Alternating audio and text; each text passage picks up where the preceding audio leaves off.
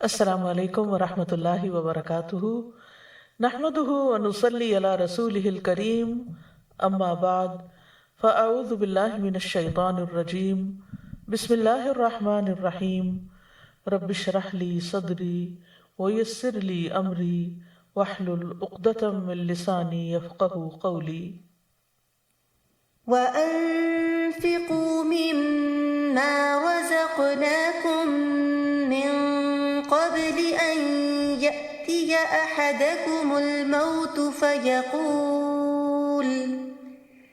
فَيَقُولَ رَبِّ لَوْلَا أَخَّرْتَنِي إِلَىٰ أَجَلٍ قَرِيبٍ فَأَصَّدَّقَ وَأَكُن مِّنَ الصَّالِحِينَ۔ وَأَنفِقُوا مما رزقناكم من قبل أن يأتي أحدكم الموت فيقول رب لولا أخرتني إلى أجل قريب فأصدق وأكن من الصالحين۔ اور اس میں سے خرچ کرو جو ہم نے تمہیں دیا ہے، اس سے پہلے کہ تم میں سے کسی کو موت آ جائے، پھر وہ کہے اے میرے رب، تو نے مجھے قریب مدت تک مہلت کیوں نہ دی کہ میں صدقہ کرتا اور نیک لوگوں میں سے ہو جاتا۔ اس دنیا میں انسان کے پاس جو کچھ بھی ہے وہ سب اللہ کا دیا ہوا ہے، اور اللہ ہی کا حکم ہے کہ اس کے دیے ہوئے میں سے وہ دوسروں کو بھی دے، اسے صرف اپنے آپ پر ہی خرچ نہ کرے بلکہ مخلوق کا حصہ بھی نکالے۔ جس شخص کا ضمیر زندہ ہو وہ کبھی نہیں چاہے گا کہ وہ خود تو کھا لے اور جو اس کے آس پاس ہیں وہ بھوکے رہیں، اس کے اپنے بچے تو تعلیم حاصل کر رہے ہوں اور عزیزوں کے بچے جاہل رہیں، اس کے پاس تو عیش و عشرت کے سامان ہو اور دوسرے لوگ بنیادی ضروریات کو بھی ترسیں۔ دین کا مطلوبہ انسان وہ ہے جو دینے والا ہو، وہ ہر حال میں اور ہر موقع پر صدقہ دینے والا بن جائے، وہ دوسروں کا خیر خواہ ہو، دوسروں کے لیے وہی پسند کرے جو اپنے لیے کرتا ہے، دوسروں کی ضرورتوں میں کام آنا، ان کو مشکل سے نکالنا، دراصل اپنے لیے خوشیوں کا سامان کرنا ہے۔ ہمارے پاس جو کچھ ہے سب یہیں چھوڑ کے جانے والے ہیں، اس سے پہلے کہ وہ ہم سے واپس لے لیا جائے، ہم خود دینے والے بن جائیں، نفع بخش بن جائیں۔ کہیں ایسا نہ ہو کہ موت کے وقت حسرت ہو کہ اے رب تھوڑی سی مہلت اور دے دے کہ میں صدقہ کر سکوں اور نیک بن جاؤں۔ اس آیت میں ایمان والوں کو خطاب ہے جو اللہ اور اس کے رسول پر ایمان لائے ہیں کہ اللہ نے انہیں جو کچھ دیا ہے اس میں جلدی کرتے ہوئے اسے بھلائی کے راستے میں خرچ کریں،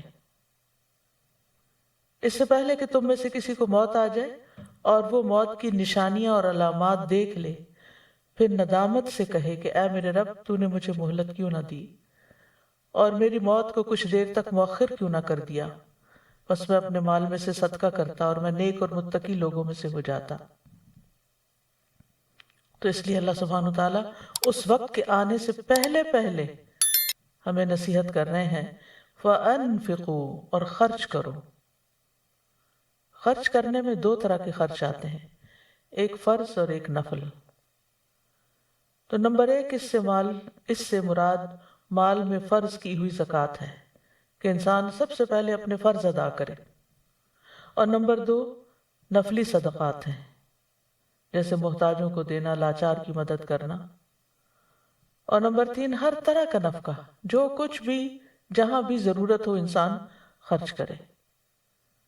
تو گویا اس میں نفقات واجبہ بھی ہیں، مثلا زکوٰۃ، کفارات، اہل و عیال اور غلاموں وغیرہ کا نان نفقہ، نفقات مستحبہ بھی ہیں کہ تمام مسالے اور نیکی کے کاموں میں خرچ کرنا، اور خیر کا کوئی کام بھی ہے یعنی بھلائی اور اطاعت کے کاموں میں خرچ کرنا۔ تو اس میں فرضی زکوٰۃ اور نفلی صدقات اور نیکی اور خیر کے سارے کام شامل ہو جاتے ہیں۔ اور مما رزقناہم کا معنی کیا ہے، مما رزقناکم کا معنی کیا ہے کہ اللہ نے بس اسی کا مکلف ان کو قرار دیا ہے جو ان کو اللہ نے دیا ہے، جو ان کے ہاتھ میں نہیں، جو ان کے پاس نہیں، اس کو اللہ کے راستے میں نکالنے کا حکم بھی نہیں، کیونکہ وہ ان کے پاس نہیں۔ تو یہ دراصل دینے والے کا شکر ادا کرنا ہے۔ مما رزقناکم، اس میں سے جو ہم نے تمہیں رزق عطا کیا ہے، تو شکر ادا کرو اس ذات کا جس نے تمہیں عطا کیا، تمہیں محتاج نہیں بنایا دوسروں کا، تمہیں دینے والا بنایا۔ اور پھر یہاں سارے مال کو خرچ کرنا مراد نہیں، کیونکہ فرمایا مما، اس میں سے جو، یعنی سارا نہیں دے دو، جو ہم نے تمہیں دیا ہے اس میں سے کچھ دو، کیونکہ انسان جس مال کا مالک ہے اس میں سے کچھ مال خرچ کرنا مطلوب ہے، سارا مال خرچ کرنا مقصد نہیں۔ اور یہ اللہ تعالیٰ کی اپنے بندوں پر آسانی ہے۔ اس سے بھی پتہ چلتا ہے کہ ہماری شریعت ایک آسان شریعت ہے۔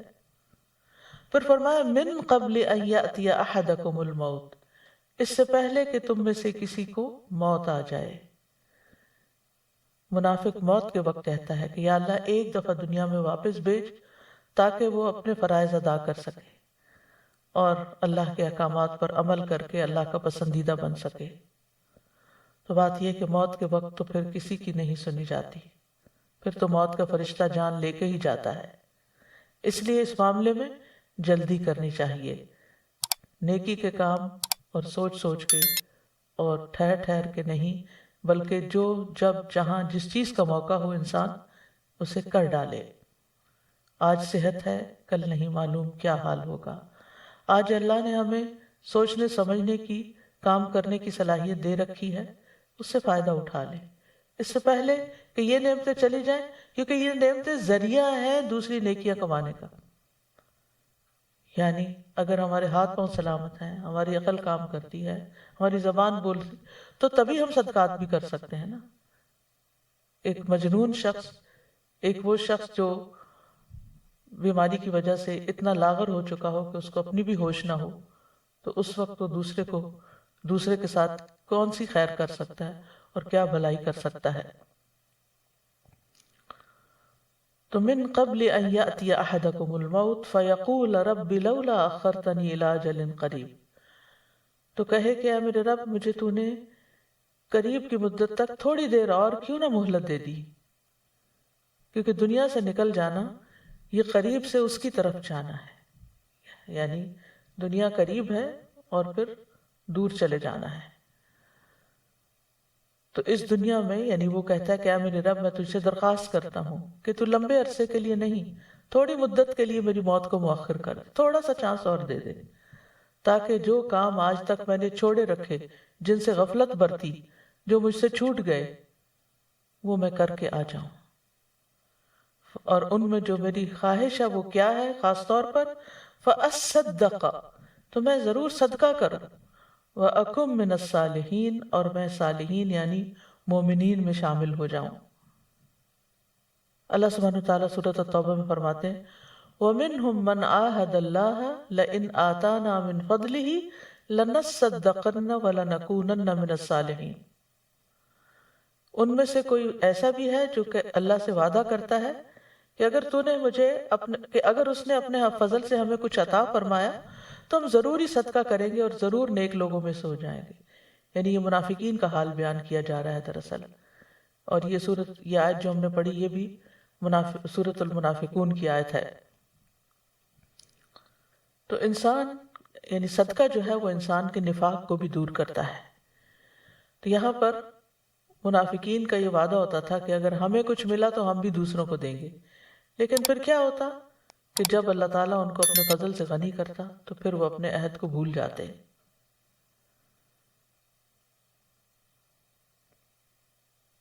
ابن عباس کہتے ہیں کہ یہ آیت اہل توحید پر بہت ہی شدید ہے،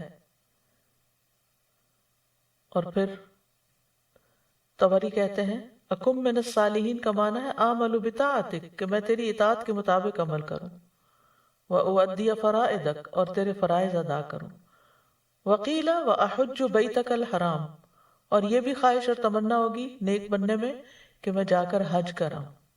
جب انسان کے پاس جوانی ہوتی، صحت ہوتی ہے، تو طرح طرح کے بہانے کر کے اس فریضے کو ٹالتا رہتا ہے، لیکن موت کے وقت اس کو یاد آ جاتا ہے کہ میری بہت بڑی ذمہ داری ابھی باقی ہے، تو وہ تمنا کرتا ہے کہ کاش مجھے موقع مل جائے تو اب میں ضرور حج پہ چلا جاؤں گا. تو یہاں پر بنیادی طور پر فرائض کی ادائیگی کی التجا کرے گا. وَأَكُن مِّنَ الصَّالِحِينَ، کیونکہ جب تک کوئی اپنا فرض ادا نہیں کرتا وہ صالح نہیں کہلا سکتا. یعنی ایک شخص ہے وہ نفلی صدقات کرتا رہتا ہے، لوگوں سے اچھے اخلاق سے پیش آتا ہے وغیرہ وغیرہ، لیکن فرائض سے غافل ہے، نماز نہیں پڑھتا، زکوٰۃ نہیں دیتا، حج نہیں کیا، روزے نہیں رکھتا، تو ایسا شخص چاہے ویسے دنیا میں بڑے بڑے کمالات کر لے لیکن وہ صالحین میں شمار نہیں ہوگا. صالح ہونے کی بنیادی شرط ہے، پہلی شرط ہے فرائض کا ادا کرنا. ابن عباس کہتے ہیں جب کسی ایسی آدمی کا موت کا وقت آ جائے جس کے پاس مال ہو لیکن اس نے اس مال کی زکوٰۃ نہ دی ہو، یا وہ حج کی استطاعت رکھتا ہو لیکن اس نے حج ادا نہ کیا ہو، تو وہ ضرور موت کے وقت دنیا میں واپس جانے کا سوال کرے گا. یعنی جس کسی کے اندر بھی یہ کمی رہ گئی اس کی موت کے وقت اس کے اندر یہ حسرتیں ہوں گی. پھر انہوں نے یہ آیت پڑھی. تو اس سے یہ پتہ چلتا ہے کہ موت سے پہلے پہلے اپنے فرائض کو ادا کر لینا چاہیے، اور فرض جب تعین ہو جائے عبادت کا، یعنی جس بھی عبادت کا وقت آ جائے، روزے کا آ جائے یا نماز کا آ جائے یا حج کا آ جائے، تو ان کو اپنے وقت پر ادا کرنا ضروری ہو جاتا ہے تاکہ انسان موت کے وقت حسرت سے بچ سکے. اس وقت انسان مہلت طلب کرے گا، لیکن پھر مہلت کہاں، جو ہو چکا سو ہو چکا، اور جو ہونے والا ہے اب وہ ہو کے رہے گا، اور ہر شخص سے اس کی کوتاہی کا حساب لیا جائے گا. بہترین صدقہ کیا ہے؟ ابو ہریرہ رضی اللہ عنہ کہتے ہیں ایک شخص نے نبی صلی اللہ علیہ وسلم سے کہا، اے اللہ کے رسول، کون سا صدقہ افضل ہے؟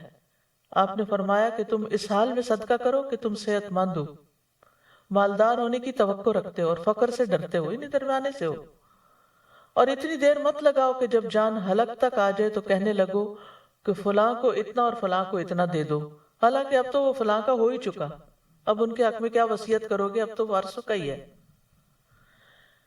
بصر بن جحاش کہتے ہیں ایک دن نبی صلی اللہ علیہ وسلم نے اپنے ہاتھ پر لعاب ڈالا اور اس پر اپنی انگلی رکھ کر فرمایا، اللہ فرماتا ہے ابن آدم تو مجھے کس طرح عاجز کر سکتا ہے جبکہ میں نے تجھے اس جیسی چیز سے پیدا کیا، حتیٰ کہ میں نے تجھے برابر اور معتدل بنا دیا تو دو چادروں کے درمیان چلنے لگا اور زمین پر تیری چاپ سنائی دینے لگی. تو نے مال جمع کیا اور روک کر رکھتا رہا، حتیٰ کہ جب روح نکل کر ہنسلی کی ہڈی میں پہنچی تو کہتا ہے کہ میں یہ چیز صدقہ کرتا ہوں، لیکن اب صدقہ کرنے کا وقت کہاں ہے. سورۃ البقرہ میں بھی اللہ تعالیٰ فرماتے ہیں، یا ایہا الذین آمنوا انفقوا مما رزقناکم من قبل ان یأتی یوم لا بیع فیہ ولا خلۃ ولا شفاعہ والکافرون هم الظالمون. اے لوگو جو ایمان لائے ہو، خرچ کرو اس رزق میں سے جو ہم نے تمہیں دیا ہے، اس سے پہلے کہ وہ دن آ جائے جس میں نہ کوئی خرید و فروخت ہوگی، نہ کوئی دوستی اور نہ کوئی سفارش کام آئے گی، اور کافر لوگ ہی دراصل ظالم ہیں. موت کے وقت عمل کرنے کی حسرتیں ہوں گی. سورۃ المؤمنون میں فرمایا، حتی اذا جاء احدهم الموت قال رب ارجعون لعلی اعمل صالحا فیما ترکت کلا انها کلمۃ هو قائلها ومن ورائهم برزخ الى یوم یبعثون. یہاں تک کہ جب ان میں سے کسی کے پاس موت آتی ہے تو کہتا ہے، اے میرے رب مجھے واپس بھیجو تاکہ میں جو کچھ چھوڑ آیا ہوں اس میں کوئی نیک عمل کر لوں. ہرگز نہیں، یہ تو ایک بات ہے جسے وہ کہنے والا کہہ رہا ہے. اور ان کے پیچھے اس دن تک جب وہ اٹھائے جائیں گے، یعنی قیامت کے دن تک، ایک پردہ ہے، برزخ ہے. یعنی اب تو کسی اور ہی فیز میں جا رہے ہیں، اب دنیا میں کرنے والے کاموں کی مہلت اور وقت ختم ہو چکا ہے. اسی طرح دیگر نیک کاموں کی بھی حسرت ہوگی. مثلا موت کے وقت انسان کی حسرت ہوگی کہ وہ کاش رسول کی پیروی کرتا. وَأَنذِرِ النَّاسَ يَوْمَ يَأْتِيهِمُ الْعَذَابُ فَيَقُولُ الَّذِينَ ظَلَمُوا رَبَّنَا أَخِّرْنَا إِلَىٰ أَجَلٍ قَرِيبٍ نُجِبْ دَعْوَتَكَ وَنَتَّبِعِ الرُّسُلَ أَوَلَمْ تَكُونُوا أَقْسَمْتُم مِّن قَبْلُ مَا لَكُم مِّن زَوَالٍ. اور لوگوں کو اس دن سے ڈرائیں جب ان پر عذاب آئے گا تو وہ لوگ جنہوں نے ظلم کیا وہ کہیں گے، اے ہمارے رب ہمیں قریب وقت تک مہلت دے دے، ہم تیری دعوت قبول کریں اور ہم رسولوں کی پیروی کریں، تھوڑا سا وقت اور مل جائے، اب ہم سنت کا اتباع کریں گے. اور کیا تم نے اس سے پہلے قسمیں نہ کھائی تھی کہ تمہارے لیے کوئی بھی زوال نہیں، یعنی جب دنیا میں تمہیں طاقت ملی ہوئی تھی، مال ملا ہوا تھا، صحت تھی، جوانی تھی، سب کچھ، تو تم سمجھتے تھے کہ یہ بھلا کیسے ختم ہو سکتا ہے؟ تو فَأَصَّدَّقَ وَأَكُن مِّنَ الصَّالِحِينَ، تو میں صدقہ کرتا اور میں نیک لوگوں میں ہو سکتا۔ تو اس آیت میں بنیادی طور پر صدقہ کرنے کی اور نیک بننے کی اہمیت کا اندازہ ہوتا ہے، اور فرض اور نفلی صدقات کی اہمیت پتہ چلتی ہے۔ صدقے کی تعریف کیا ہے؟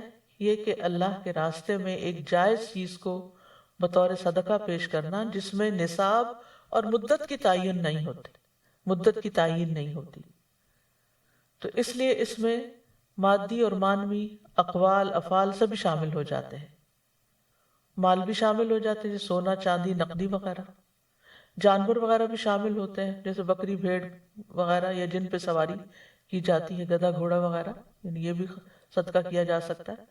کھانے اور مشروبات وغیرہ جو ہم کھاتے پیتے ہیں، کھانے میں سے چاہے اس کو راشن کی شکل میں دیا جائے، چاہے کوکڈ فوڈ ہو، کسی بھی شکل میں۔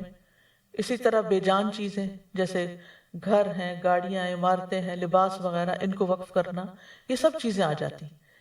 یعنی یہ تو صرف کیٹیگریز جو نے بتائی ہیں، اس کے علاوہ بھی بہت ساری چیزیں ہو سکتی ہیں کہ جو، یعنی ہر وہ چیز جس کا انسان مالک ہے اس کو فی سبیل اللہ کی خاطر دینا، اللہ کی رضا کے لیے دینا، اور اس کے پیچھے کوئی اور مقصد نہ ہونا، اللہ کے دیدار کے شوق میں دینا، اللہ کی محبت میں دینا، یہ سب کچھ صدقے میں آتا ہے۔ صدقے اور زکوٰۃ میں فرق کیا ہے؟ صدقہ زکوٰۃ سے زیادہ عام ہے، بس ہر زکوٰۃ صدقہ ہے لیکن ہر صدقہ زکوٰۃ نہیں ہوتا۔ صدقہ مستحب ہوتا ہے، نفل عبادت ہے، اور زکوٰۃ فرض عبادت ہے۔ صدقے کے لیے کوئی مالی مقدار اور مدت مقرر نہیں ہوتی، جبکہ زکوٰۃ کے لیے مالی مقدار اور مدت اور جگہ متعین ہوتی ہے۔ زکوٰۃ جو ہے وہ اس کے مخصوص مال میں لگتی ہے۔ نمبر 1 جیسے سونا، چاندی، جب یہ دونوں نصاب کی مقدار پر پہنچ جائیں اور ان پہ سال گزر جائے۔ جانور جب وہ مقرر نصاب کو پہنچے، یعنی مخصوص تعداد کو پہنچے، یعنی بھیڑ، بکری، اونٹ وغیرہ، گائے، اور ان پر سال کی مدت گزر جائے۔ کھیتی، کٹائی کے وقت ان میں سے زکوٰۃ نکالی جائے گی۔ اور زکوٰۃ کے مصارف جو ہیں وہ قرآن مجید میں بیان کر دی گئے کہ کن کن کو دینی ہے۔ اور زکوٰۃ کے 3 بڑے مقاصد ہیں۔ ابن الجوزی کہتے ہیں کہ بیدار انسان کو چاہیے کہ وہ زکوٰۃ کا مقصد سمجھے۔ نمبر 1 پسندیدہ چیز کو ادا کرنے کی آزمائش۔ نمبر 2 تباہ کرنے والی بخیلی کی صفت سے پاک ہونا، یعنی بخل سے پاک ہونا۔ اور نمبر 3 مال کی نعمت کا شکر ادا کرنا۔ بس انسان کو چاہیے کہ وہ اس بات کو ذہن میں رکھے کہ اللہ نے اس پر انعام فرمایا ہے، حالانکہ اس کو عطا کیا گیا ہے، وہ عطا کرنے والا نہیں۔ یعنی بندہ جو دے رہا ہے وہ تو بس بیچ میں ایک سبب ہے، ورنہ اصل تو مال اللہ ہی کا ہے، وہ تو صرف آگے کر رہا ہے، اس کی اپنی تو کوئی چیز نہیں ہے۔ اگر اللہ اس کو نہ دیتا تو وہ کہاں سے لاتا؟ تو زکوٰۃ جو ہے اس کو فرض صدقہ بھی کہا گیا ہے، کیونکہ قرآن مجید میں زکوٰۃ کے لیے لفظ صدقہ کا بھی استعمال ہوا ہے سورۃ التوبہ میں۔ اسی جیسے خذ من اموالہم صدقۃ تطہرہم وتزکیہم بہا وصلی علیہم ان صلاتک سکن لہم واللہ سمیع علیم۔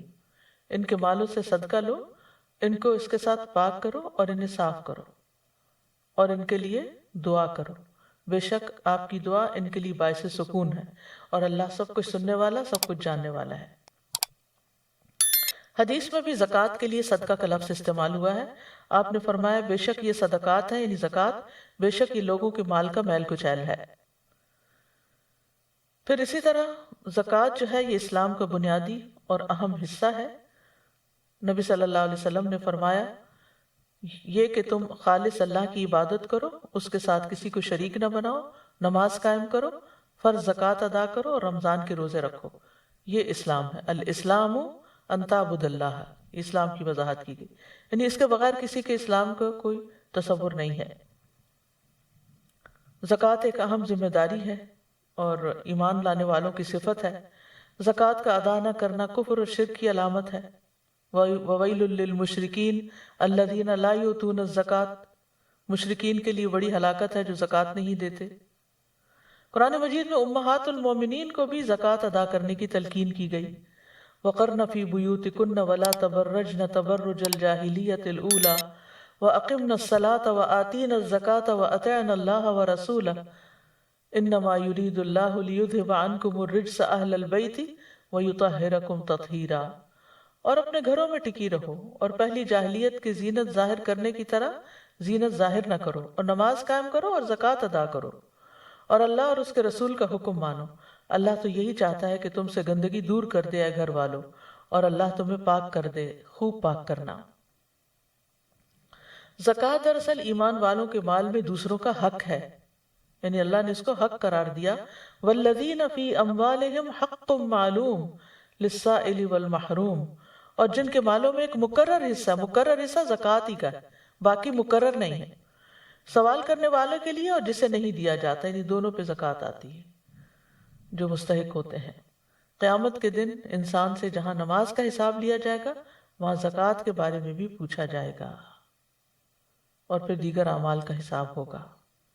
رسول اللہ صلی اللہ علیہ وسلم نے فرمایا، سب سے پہلے جس چیز کا بندے سے حساب لیا جائے گا وہ اس کی نماز ہوگی۔ اگر اس نے اسے مکمل ادا کیا ہوگا تو وہ مکمل لکھ دی جائے گی، اور اگر اس نے اسے مکمل ادا نہیں کیا تو اللہ تعالیٰ فرمائیں گے دیکھو میرے بندے کے پاس کچھ نوافل ہیں کہ ان کے ذریعے فرائض کی تکمیل کر سکوں۔ پھر یہی معاملہ زکوٰۃ کے ساتھ ہوگا اور دیگر اعمال کا بھی اسی طرح حساب ہوگا۔ یعنی ہمارے اعمال کی دو بڑی قسمیں، ایک فرض ہے اور ایک نفل ہے۔ فرض کے بارے میں حساب ہوگا، اور اگر فرض میں کوئی کمی بیشی رہ گئی تو وہ نفل سے پوری ہوگی۔ تو اس لیے نوافل کا بھی اہتمام کرنا چاہیے، ایسا نہ ہو کہ فرض میں کمی پھر یعنی پوری نہ ہو سکے اور اس پر کچھ پکڑ نہ ہو۔ پھر یہ ہے کہ جو لوگ زکوٰۃ نہیں دیتے قیامت کے دن عذاب کے مستحق ہوں گے۔ جانور ہوں گے تو گردن پہ سوار ہو جائیں گے، سونا چاندی ہوگا تو وہ گلے کا طوق بن جائے گا، اور اسی طرح بغیر زکوٰۃ والی دولت کو جہنم سے تپا کر اسی سے جسموں کو داغا جائے گا، جس کا ذکر سورۃ التوبہ میں ملتا ہے۔ ایک ایک سکے سے عذاب دینے کے لیے جسم کو بڑا کر دیا جائے گا۔ عبداللہ بن مسعود رضی اللہ عنہ روایت کرتے ہیں، قیامت کے دن آدمی کو اس طرح نہیں داغا جائے گا کہ درہم درہم کو چھوئے یا دینار دینار کو چھوئے، یعنی ڈھیر لا کے نہیں رکھا جائے گا، بلکہ اس کی جلد کو اتنا سٹریچ کر دیا جائے گا حتیٰ کہ درہم و دینار کو الگ الگ رکھا جا سکے، تپا کے ان کے اوپر۔ یعنی ہر درہم، ہر دینار، ہر کوائن جو ہے وہ سکن کے الگ حصے پر ہوگا، کیونکہ انسان کا سائز بہت ہیوج، بہت بڑا ہو جائے گا۔ اسی طرح جس زیور کا حق ادا نہ ہو وہ آگ کا زیور ہے۔ اسماء بنت یزید کہتی ہیں، میں اور میری خالہ نبی صلی اللہ علیہ وسلم کی خدمت میں حاضر ہوئیں، ہم نے سونے کے کنگن پہن رکھے تھے۔ آپ نے فرمایا، کیا تم دونوں اس کی زکوٰۃ دیتی ہو؟ ہم نے کہا نہیں۔ آپ نے فرمایا، کیا تم اس بات سے نہیں ڈرتی کہ اللہ تمہیں آگ کے کنگن پہنائے؟ ان کی زکوٰۃ ادا کرو۔ ایک اور روایت ہے مسند احمد کی، عمر بن شعیب اپنے والد سے اور وہ اپنے دادا سے روایت کرتے ہیں، وہ کہتے ہیں کہ نبی صلی اللہ علیہ وسلم کی خدمت میں ایک مرتبہ دو عورتیں آئیں جن کے ہاتھوں میں سونے کے کنگن تھے، تو رسول اللہ صلی اللہ علیہ وسلم نے فرمایا، کیا تم دونوں اس بات کو پسند کرتی ہو کہ اللہ تمہیں قیامت کے دن آگ کے کنگن پہنائے؟ وہ کہنے لگی نہیں۔ آپ نے فرمایا، پھر یہ تمہارے ہاتھوں میں جو کنگن ہے ان کا حق ادا کر دو۔ تو یوں محسوس ہوتا ہے یہ اوپر والی روایت ہے جس کی تائید دوسری سورس سے بھی ہو رہی ہے، اور ہو سکتا ہے کہ دو اور خواتین ہوں۔ بہرحال زکوٰۃ دینے کے فائدے بھی ہیں، صرف فرض ہی ادا نہیں ہوتا بلکہ دنیا میں بھی اس سے فائدہ ملتا ہے اور آخرت میں بھی۔ قیامت کے دن ہر قسم کے خوف اور غم سے نجات کا باعث ہوگا۔ ان الذین آمنوا وعملوا الصالحات واقاموا الصلاة وآتوا الزکاة لهم اجرهم عند ربهم ولا خوف علیہم ولا هم يحزنون، بے شک جو لوگ ایمان لائے اور انہوں نے نیک اعمال کیے اور نماز قائم کی اور زکوٰۃ دی، ان کے لیے ان کا اجر ان کے رب کے پاس ہے، اور ان پر نہ کوئی خوف ہے اور نہ وہ غمگین ہوں گے۔ پھر قیامت کے دن وہ صدیقین شہداء کے ساتھ ہوں گے، یعنی جو شخص نمازیں پڑھتا ہو، یعنی آپ نے فرمایا، اور رمضان کے روزے رکھتا ہو، قیام کرتا ہو اور زکوٰۃ دیتا ہو، تو جو شخص ان اعمال پر فوت ہوا وہ صدیقین اور شہداء میں سے ہے۔ پھر زکوٰۃ کی ادائیگی جو ہے وہ جنت کے قریب اور جہنم سے دور کرنے کا ذریعہ بھی ہے۔ ایمان کے ساتھ زکوٰۃ ادا کی جائے تو اس عمل کا بدلہ جنت ہے۔ جنت کے 8 دروازوں سے داخلے کی خوشخبری ہے اس شخص کے لیے جو دیگر اعمال کے ساتھ اپنی زکوٰۃ بھی ادا کرتا ہے۔ زکوٰۃ کے علاوہ دوسری طرف نفلی صدقات ہیں۔ نفلی صدقات سے مراد کیا ہے کہ انسان مقرر نہیں بلکہ زائد از ضرورت مال میں سے خرچ کرے۔ وَيَسْأَلُونَكَ مَاذَا يُنْفِقُونَ قُلِ الْعَفْوَ كَذَلِكَ يُبَيِّنُ اللَّهُ لَكُمُ الْآيَاتِ لَعَلَّكُمْ تَتَفَكَّرُونَ، اور وہ تجھ سے پوچھتے ہیں کیا چیزیں خرچ کریں، کہہ دیجئے جو بہترین ہو یا جو ضرورت سے زائد ہو۔ عفو کا ایک معنی یہ بھی کیا گیا ہے، عفو کا معنی پلہ پھولنا بھی ہوتا ہے۔ اس طرح اللہ تمہارے لیے کھول کر آیات بیان کرتا ہے تاکہ تم غور و فکر کرو۔ یاد رکھیے کہ زکوٰۃ کے علاوہ بھی ہمارے مالوں میں لوگوں کا حق ہے، اسی لیے نبی صلی اللہ علیہ وسلم نے فرمایا علی کل مسلم صدقہ، صدقہ تو ہر مسلمان پر ہے، چاہے صاحب نصاب ہے یا نہیں، زکوٰۃ دینے والا ہے یا نہیں، امیر ہے یا غریب ہے یا فقیر ہے، کچھ بھی ہے، ہر ایک کو کچھ نہ کچھ ضرور نکالنا چاہیے۔ یعنی بعض لوگ صرف لینے والے اینڈ پر ہوتے ہیں، وہ دیتے نہیں ہیں، جبکہ علی کل مسلم صدقہ، ہر مسلمان پہ صدقہ ہے۔ پھر اسی طرح ہر روز صدقہ کرنا چاہیے۔ ہر دن جس میں سورج طلوع ہوتا ہے انسان کے ہر جوڑ پہ صدقہ لازم ہو جاتا ہے۔ نبی صلی اللہ علیہ وسلم نے فرمایا ہر روز بنی آدم کے اعضاء میں سے ہر عضو پر صدقہ ہوتا ہے۔ صحیح مسلم میں بھی یہ بات آئی ہے اور سلسلہ صحیحہ میں بھی۔ یہ انسان کی جان کا فدیہ ہوتا ہے۔ حارث اشعری کہتے ہیں اللہ کے نبی صلی اللہ علیہ وسلم نے فرمایا بے شک اللہ عز و جل نے یحییٰ بن زکریا علیہ السلام کو 5 باتوں کے متعلق حکم دیا کہ ان پر خود بھی عمل کرے اور بنی اسرائیل کو بھی ان پر عمل کرنے کا حکم دے۔ ان میں سے ایک یہ ہے کہ میں تمہیں صدقہ کرنے کا حکم دیتا ہوں، کیونکہ اس کی مثال اس شخص کی سی ہے جسے دشمن نے قید کر کے اس کے ہاتھ گردن سے باندھ دیے ہوں، یعنی جکڑا پکڑا ہوا ہوتا ہے انسان، پھر اسے قتل کرنے کے لیے لے چلے اور وہ ان سے کہے کیا تم میری جان کا فدیہ وصول کرنے کے لیے تیار ہو؟ پھر وہ تھوڑے اور زیادہ کے ذریعے جس طرح بھی بن پڑے اپنی جان کا فدیہ پیش کرنے لگے یہاں تک کہ اپنے آپ کو چھڑا لے۔ تو اس سے یہ پتہ چلتا ہے کہ صدقہ جو ہے وہ انسان کو آخرت میں جہنم کی قید سے چھڑانے کا ذریعہ ہے۔ انسان کہتا ہے میرا مال، لیکن انسان کا مال تو وہی ہے جس نے کھا لیا اور ختم کر لیا، پہن لیا اور پرانا کر لیا، یا تو نے جو صدقہ کیا اور آگے بھیج دیا، یہ ہے تمہارا اصل مال۔ یہ حدیث میں اس طرح آتا ہے۔ حسن بصری سے مروی ہے، وہ کہتے ہیں کہ احنف نے ایک آدمی کے ہاتھ میں 1 درہم دیکھا تو انہوں نے کہا یہ کس کا ہے؟ اس نے کہا یہ میرا ہے۔ انہوں نے کہا یہ اس وقت تک تمہارا درہم نہیں ہے جب تک تم اسے اجر و ثواب کے کام میں یا شکر حاصل کرنے کے لیے خرچ نہ کرو۔ یعنی یہ تم سمجھتے یہ میرا ہے؟ نہیں، یہ ابھی نہیں تمہارا، جب تم اسے دے ڈالو گے تو تمہارا ہو جائے گا، پھر یہ تمہیں فائدہ پہنچائے گا۔ پھر انہوں نے یہ شعر پڑھا اگر تم مال کو سنبھال کر رکھو گے تو تم مال کے لیے ہو، اور جب تم مال کو خرچ کر دو گے تو وہ مال تمہارے لیے ہوگا۔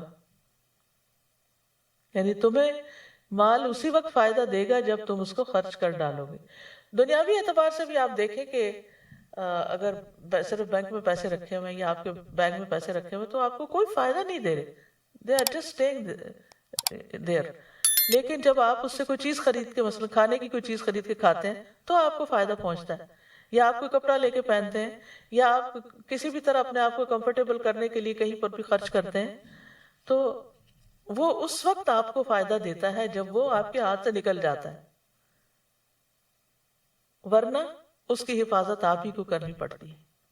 اور آخرت کے اعتبار سے بھی جب یہ ہمارے ہاتھ سے نکل کر آگے، ہم سے پہلے آگے پہنچا ہوا ہوگا تو پھر ہمارے لیے آسانی کا ذریعہ بنے گا۔ عمر رضی اللہ عنہ کہتے ہیں مجھے بتایا گیا اعمال آپس میں فخر کرتے ہیں تو صدقہ کہتا ہے میں تم میں سب سے افضل ہوں، کیونکہ انسان جو ہے مال کی محبت میں بہت شدید ہے۔ وَإِنَّهُ لِحُبِّ الْخَيْرِ لَشَدِيدٌ، تو جس چیز کی محبت جتنی زیادہ ہو پھر اس کو اس سے اپنے سے جدا کرنا اتنا ہی اجر و ثواب کا باعث بن جاتا ہے۔ ابو قتادہ کہتے ہیں کہ رسول اللہ صلی اللہ علیہ وسلم نے فرمایا لوگو اللہ سے اس کے دیے ہوئے مال کے بدلے اپنے نفسوں کو خرید لو۔ اگر تم میں سے کوئی بخل کرے کہ اپنا مال لوگوں کو نہ دے تو وہ اپنے آپ سے شروع کرے، خود پہ صدقہ کرے۔ اللہ عز و جل کے دیے ہوئے رزق میں سے کھائے اور پہنے، یعنی پسندیدہ کیا ہے؟ نکالنا، خرچ کرنا، استعمال کرنا۔ پھر اسی طرح مال خرچ کرنا، صدقہ کرنا فتنوں کا کفارہ ہے۔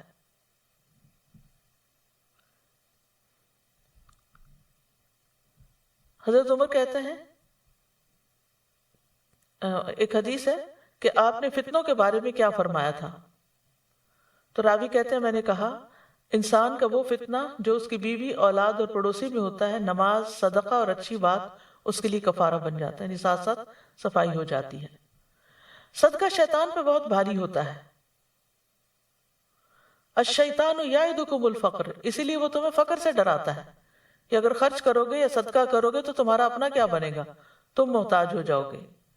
نبی صلی اللہ علیہ وسلم نے فرمایا جب آدمی اپنا صدقہ نکالتا ہے تو وہ اس کے ساتھ 70 شیطانوں کے جبڑے توڑ کر صدقہ کرتا ہے۔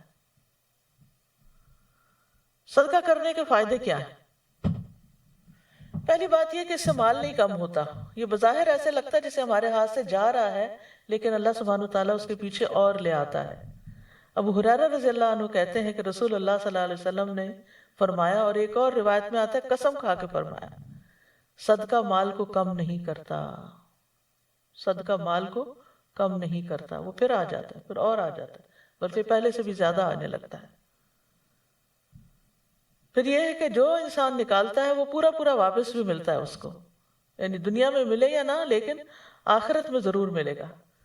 وَمَا تُنْفِقُوا مِنْ خَيْرٍ فَلِأَنفُسِكُمْ وَمَا تُنْفِقُونَ إِلَّا ابْتِغَاءَ وَجْهِ اللَّهِ وَمَا تُنْفِقُوا مِنْ خَيْرٍ يُوَفَّ إِلَيْكُمْ وَأَنْتُمْ لَا تُظْلَمُونَ، اور تم خیر میں سے جو بھی خرچ کرو گے سو تمہارے اپنے ہی لیے ہے، اور تم خرچ نہیں کرتے مگر اللہ کا چہرہ طلب کرنے کے لیے، اور تم خیر میں سے جو بھی خرچ کرو گے وہ تمہیں پورا ادا کیا جائے گا اور تم پر ظلم نہیں کیا جائے گا۔ پھر یہ کہ کئی گنا واپس ملے گا۔ ان المصدقین والمصدقات واقرضوا اللہ قرضا حسنا یضاعف لهم ولهم اجر کریم، بلا شبہ صدقہ کرنے والے مرد اور صدقہ کرنے والی عورتیں اور جنہوں نے اللہ کو اچھا قرض دیا انہیں کئی گنا زیادہ دیا جائے گا اور ان کے لیے باعزت اجر ہے۔ حدیث میں آتا ہے کوئی شخص اپنی پاکیزہ کمائی سے ایک کھجور بھی خرچ نہیں کرتا مگر اللہ تعالیٰ اسے اپنے دائیں ہاتھ سے قبول کرتا ہے اور اسے اسی طرح پالتا ہے جس طرح تم میں سے کوئی اپنے بچیرے یا اونٹ کے بچے کو پالتا ہے، حتیٰ کہ وہ کھجور پہاڑ کی طرح یا اس سے بھی بڑی ہو جاتی ہے، یعنی جو انسان کو ریوارڈ میں واپس ملے گی۔ آسانیاں ملتی ہیں، کہیں مشکل ہو، کچھ ہٹکے، کہیں رکے، کسی بھی قسم کا کوئی مسئلہ ہو، دنیا کا، آخرت کا، تو اس کے لیے صدقہ کیجئے۔ فَأَمَّا مَنْ أَعْطَى وَاتَّقَى وَصَدَّقَ بِالْحُسْنَى فَسَنُيَسِّرُهُ لِلْيُسْرَى، پس لیکن وہ جس نے دیا اور نافرمانی سے بچا اور اس نے سب سے اچھی بات کو سچ مانا تو یقیناً ہم اسے آسان راستے کے لیے سہولت دیں گے۔ فَسَنُيَسِّرُهُ لِلْيُسْرَى، صدقہ بیماریوں کا علاج بھی ہے۔ حضرت حسن کہتے ہیں رسول اللہ صلی اللہ علیہ وسلم نے فرمایا اپنے مریضوں کا علاج صدقے سے کیا کرو۔ مستدرک حاکم ایک کتاب ہے حدیث کی، کافی بڑی ضخیم کتاب ہے، ابو عبداللہ حاکم ان کے اس کتاب کے کمپائلر ہیں۔ ان کے چہرے پر 1 سال تک پھوڑے پنسیاں نکلے رہے۔ انہوں نے نیک لوگوں سے دعا کی درخواست کی تو انہوں نے بہت دعائیں بھی کی، پھر انہوں نے مسلمانوں پر صدقہ کیا، اس طرح کہ اپنے گھر کے دروازے پر پانی پلانے والی کوئی چیز نصب کر دی اور اس میں پانی ڈلوا دیا، لوگوں نے اس میں سے پانی پیا، 1 ہفتہ نہیں گزرا تھا کہ ان کو شفا ظاہر ہو گئی اور یہ پھوڑے پنسیاں غائب ہو گئے اور ان کا چہرہ اچھی حالت پر لوٹ آیا۔ ابن قیم کہتے ہیں پس بلاؤں اور مصیبتوں کو دور کرنے میں صدقے کی بہت عجیب و غریب تاثیر ہے۔ اگرچہ یہ صدقہ کوئی فاجر کر رہا ہو یا ظالم کر رہا ہو، بلکہ اگر کافر بھی صدقہ کرے تو اللہ تعالیٰ اس کے ذریعے اس کی مختلف قسم کی مصیبتوں کو دور کر دیتے ہیں۔ اور یہ ایک ایسی حقیقت ہے جو ہر خاص و عام کو معلوم ہے۔ اور زمین والے اس کا تجربہ بھی کرتے ہیں اور اعتراف بھی کرتے ہیں. ہر ایک کے پاس کوئی نہ کوئی ایسی کرامت یا کوئی ایسی کہانی ہوتی ہے کہ جو بتائے کہ کس طرح صدقے نے ان کو فائدہ دیا.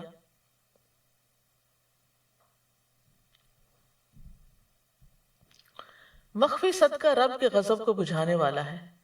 یعنی ہمارے گناہ جو ہیں اللہ تعالیٰ کو ناراض کرتے ہیں، لیکن جب ہم اللہ ہی کی خاطر صرف اللہ کو دکھا کے کرتے ہیں تو اللہ تعالیٰ اس کے بدلے میں ہم سے راضی ہو جاتے ہیں.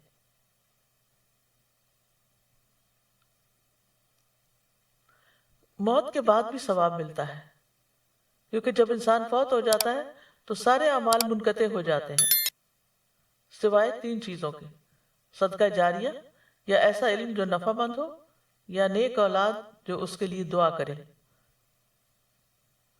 مرنے والے کی طرف سے صدقہ کرنے کا ثواب میت کو پہنچتا رہتا ہے، چاہے وہ اس کے چھوڑے ہوئے مال میں سے ہو یا کوئی عزیز دوست رشتہ دار اپنی طرف سے اس کے حق میں صدقہ کر رہا ہو. آخرت میں صدقے کے کیا فائدے ہوں گے؟ نمبر 1، قبر میں مومن کی حفاظت کا ذریعہ ہوگا. قبر میں مومن کی حفاظت کا ذریعہ ہوگا. زکوٰۃ انسان کے بائیں طرف آ کر اس کو پروٹیکٹ کرے گی.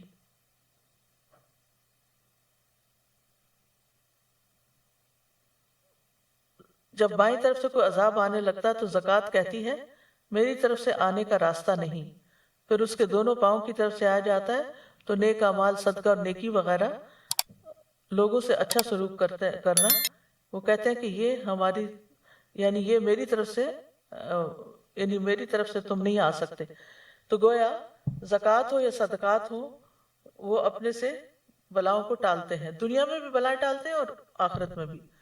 صدقہ قبر کی گرمی دور کرنے کا ذریعہ ہے. عقبہ بن عامر کہتے ہیں رسول اللہ صلی اللہ علیہ وسلم نے فرمایا یقیناً صدقہ کرنے والوں کی قبروں سے حرارت کو بجھا دیتا ہے.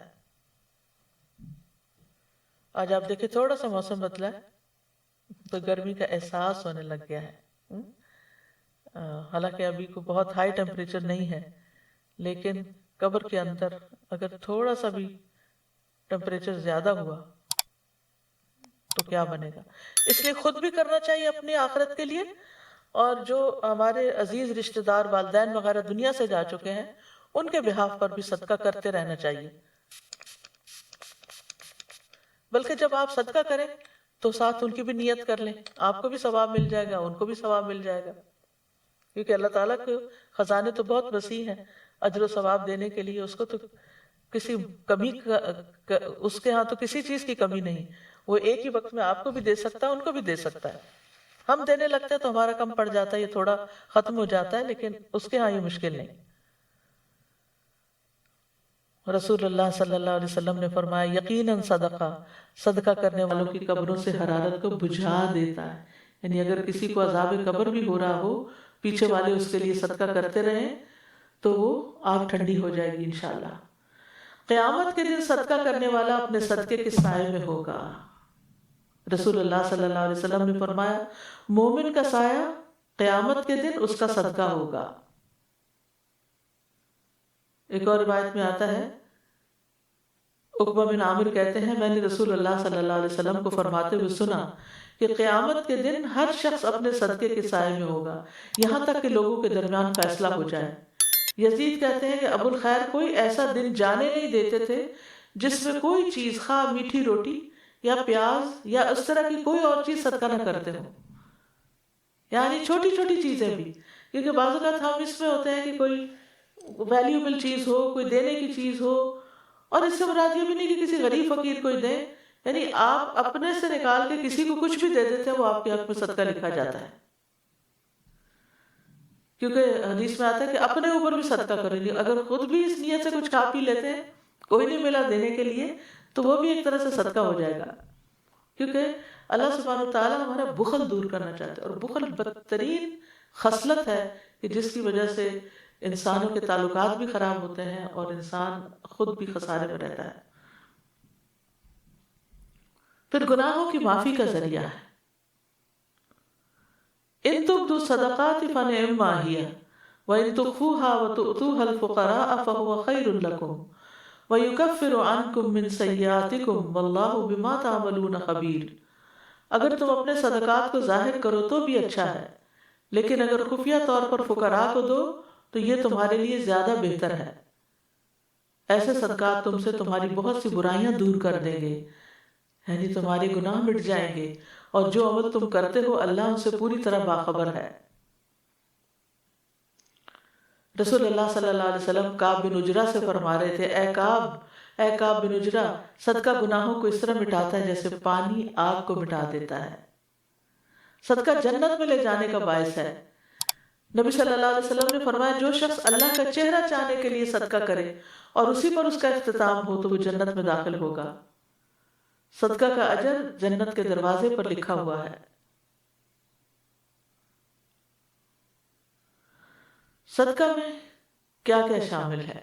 وسیع مفہوم ہے صدقے کا، مال تو ہے ہی، لیکن ہمارے دین میں بڑی وسعت ہے، بہت فراخی ہے۔ نبی صلی اللہ علیہ وسلم نے فرمایا، کل معروف صدقہ، ہر اچھا کام اچھی بات صدقہ ہے، ہر نیک چیز۔ ایک اور جگہ پر آتا ہے، الکلمۃ الطیبۃ صدقہ، اچھی بات بھی صدقہ ہے۔ کوئی اچھی بات کسی سے آپ شیئر کرتے ہیں، گویا آپ صدقہ کر رہے ہیں۔ اپنے بھائی کی کسی بھی طرح کی مدد صدقہ ہے۔ آپ نے فرمایا، تمہارا اپنے بھائی کو دیکھ کر مسکرانا بھی تمہارے لیے صدقہ ہے۔ نیکی کا حکم دینا، برائی سے روکنا صدقہ ہے۔ کسی بھولے بھٹکے کو رستہ بتانا تمہارے لیے صدقہ ہے۔ تمہارا نابینا کے ساتھ چلنا تمہارے لیے صدقہ ہے۔ راستے سے پتھر، کانٹا یا ہڈی وغیرہ ہٹا دینا بھی تمہارے لیے صدقہ ہے۔ اور اپنے ڈول سے دوسرے بھائی کے ڈول پہ پانی ڈالنا بھی تمہارے لیے صدقہ ہے۔ پھر تسبیحات ہیں۔ ابو ذر کہتے ہیں، نبی صلی اللہ علیہ وسلم نے فرمایا، تم میں سے ہر ایک کے اس پر صبح کے وقت صدقہ لازم ہو جاتا ہے۔ میں نے کہا، اللہ کے رسول، میں کیسے کروں جبکہ میرے پاس تو مال ہی نہیں؟ آپ نے فرمایا، سبحان اللہ، الحمدللہ، لا الہ الا اللہ، استغفر اللہ کہنا صدقے کے دروازے ہیں۔ امر بالمعروف اور نہی عن المنکر صدقہ ہے۔ لوگوں کے راستے سے کانٹا، ہڈی، پتھر ہٹا دو صدقہ ہے۔ نابینا کو راستہ دکھا دو صدقہ ہے۔ گونگے بہرے کو بات سنا دو، یعنی سمجھا دو اچھی طرح، بھی صدقہ ہے۔ کسی ضرورت مند کو اس جگہ کی رہنمائی کر دو جہاں سے اس کی ضروریات پوری ہونے کا تمہیں علم ہے۔ اپنی پنڈلیوں سے دوڑ کر کسی مظلوم اور فریاد رس کی مدد کرو، یعنی کوئی شخص گر پڑا ہے، کوئی شخص تکلیف میں ہے اور آپ دور ہیں تو دوڑ کے آپ جاتے ہیں اس کی مدد کے لیے، یہ بھی صدقہ ہے۔ گونگے بہرے کو بات سمجھا دو، یہ بھی صدقہ ہے۔ کسی ضرورت مند کو اس کی جگہ کی رہنمائی کر دو جہاں سے اس کی ضروریات پوری ہونے کا تمہیں علم ہے۔ اور پھر اپنے ہاتھوں کی طاقت سے کسی کمزور کو بلند کر دو۔ یہ سب تمہاری طرف سے اپنی ذات پر صدقے کے دروازے ہیں، بلکہ تمہارا اپنی بیوی سے مباشرت کرنا بھی ثواب کا باعث ہے۔ اللہ کے بندوں کو سلام کرنا بھی صدقہ ہے، یہ مسند احمد کی روایت ہے۔ پانی کا ایک گھونٹ پلانا بھی صدقہ ہے۔ معمولی چیزیں، رسی، تسمہ وغیرہ کسی کو دے دینا بھی صدقہ ہے۔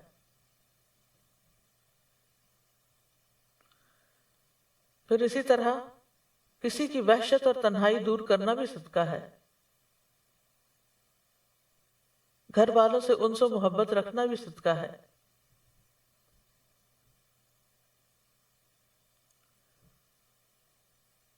ہر تسبیح صدقہ، ہر تکبیر صدقہ، ہر تحمید صدقہ، ہر تحلیل صدقہ، نیکی کا حکم دینا صدقہ، برائی سے منع کرنا صدقہ۔ پھر یہ ہے کہ انسان گھر والوں کے ساتھ بھلائی کرنا کبھی نہ بھولے۔ گھر والوں پر خرچ کرنا وہ بھی صدقہ ہے۔ گھر والوں اور خادم کو کھلانا بھی صدقہ ہے۔ اپنی بیوی کو پانی پلانا بھی صدقہ ہے۔ شجرکاری میں حصہ لینا بھی صدقہ ہے۔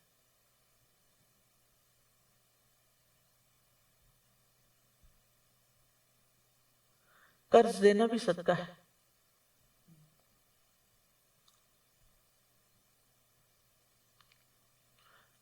دو لوگوں کے درمیان صلح کروا دینا بھی صدقہ ہے، اپنے شر سے دوسروں کو بچانا بھی صدقہ ہے۔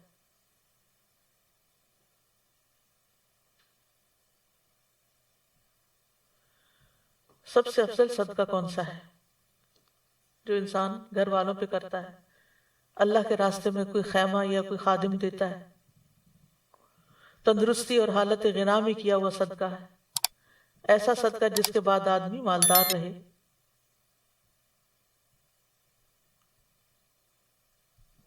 بہرحال صدقے کے لیے کچھ شرائط بھی ہیں۔ نمبر 1، صدقہ حرام مال سے نہ کیا گیا ہو۔ قُلْ لَا يَسْتَوِي الْخَبِيثُ وَالطَّيِّبُ وَلَوْ أَعْجَبَكَ کثرت الخبیث، کہہ دیجئے ناپاک اور پاک برابر نہیں، خواہ ناپاک کی کثرت تجھے تعجب میں ڈالے۔ پھر خالص اللہ کی رضا کے لیے دیا ہوا صدقہ سب سے افضل ہے۔ ریاکاری اور احسان نہ جتلایا جائے۔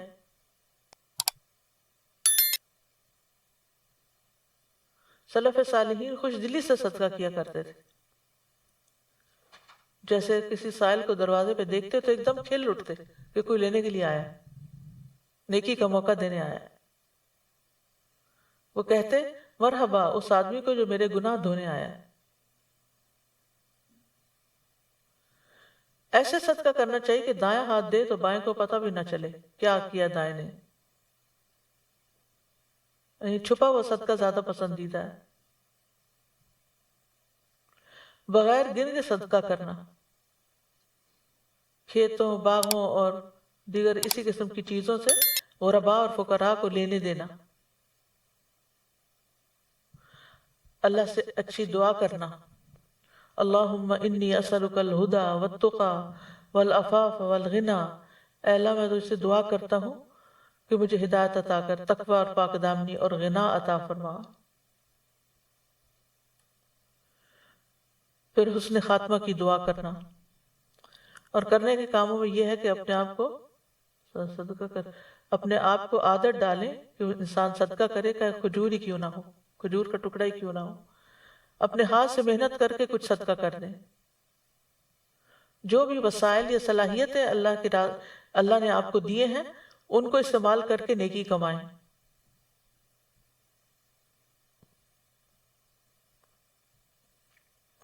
جو چیز بھی پاس ہو اس میں سے صدقہ کر دیں۔ عورتیں کھانا پکانے میں صدقہ کریں۔